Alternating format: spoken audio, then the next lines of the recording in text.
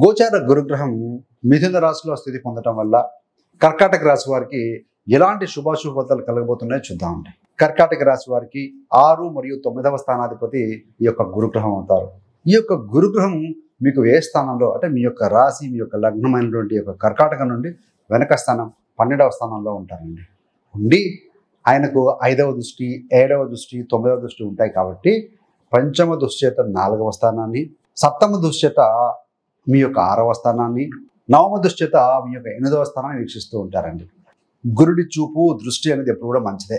కర్కాటక రాశి మరియు కర్కాటక లగ్నం వారికి 6 మరియు 9వ అధిపతి కోణాధిపతి శుభుడే. అదేవిధంగా కర్కాటక రాశిలో గురుడు బలవంతుడు అండి. సో 6వ స్థానాధిపతి వ్యయంలో ఉంటే విపరీత రాజయోగం అంటారు. కాబట్టి ఏంటంటే మొత్తం మీద చూస్తే 12వ స్థానంలో ఉన్నారు. అంటే ఏంటంటే 12వ స్థానం నిద్ర, రిలాక్సేషను, మార్పు, చేర్పు అండి. సెల్ఫ్ రిఫ్లెక్షన్ అంటాం. అంటే మిమ్మల్ని మీరు మార్చుకునే విధంగా మీ ఆలోచనలు ఉంటాయి.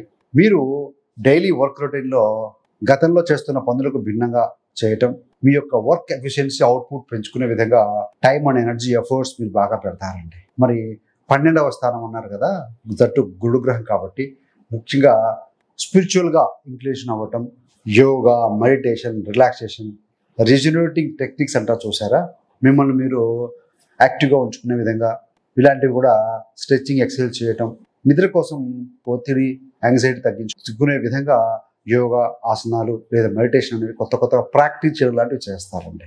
12వ స్థానం కదా, దాన ధర్మాల కోసం ఇలాంటి వాటి కోసం కూడా మీరు కొంత ఖర్చు చేసే అవకాశం అయితే కనపడుతుంది. దేవాలయాల సందర్శన ఇలాంటివి కూడా చేపడతారు. మరి వేగంలో ఉన్నటువంటి యొక్క గురు దృష్టి మీ యొక్క 4వ స్థానం మీద పడుతూ ఉందండి. 4 అంటే ఏంటి? మదర్, ఫ్యామిలీ హ్యాపీనెస్, ప్రాపర్టీ, ప్రయాణాలు కూడా ఇండికేట్ చేస్తూ ఉంటాయి కొన్ని. సో ఇక్కడ ఏంటంటే 4 అంటే ప్రాపర్టీ అన్నాం. రియల్ ఎస్టేట్ భూములు కొనుగోలు అమ్మకాల విషయంలో బాగుంటుంది. అదేవిధంగా వాహన కొనుగోలు కూడా చేసే అవకాశం చాలా బలంగా ఉంది. 6 అంటే రుణాలు కూడా, లోన్స్ అప్రోచ్ అయ్యి కూడాను ఏదైనా ఇంట్లో రెనోవేషన్ కావచ్చు, కొత్త ప్రాపర్టీ కావచ్చు, ప్లాట్ లాంటివి, వెహికల్స్ లాంటివి మీరు తీసుకునే అవకాశం కనపడుతూ ఉంది. మదర్ హెల్త్ ఏదైనా అనారోగ్యంగా ఉంటే ఆవిడ ఆరోగ్య విషయంలో కూడా బాగా అవుతుంది.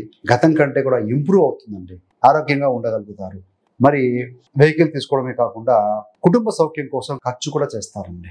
4వ స్థానం అంటే విద్య కూడా కదా, బ్యాచిలర్ డిగ్రీ లాంటిది. విద్యలో ఉన్నవారు వారి యొక్క పరిపక్వతను పెంచుకోగలుగుతారు.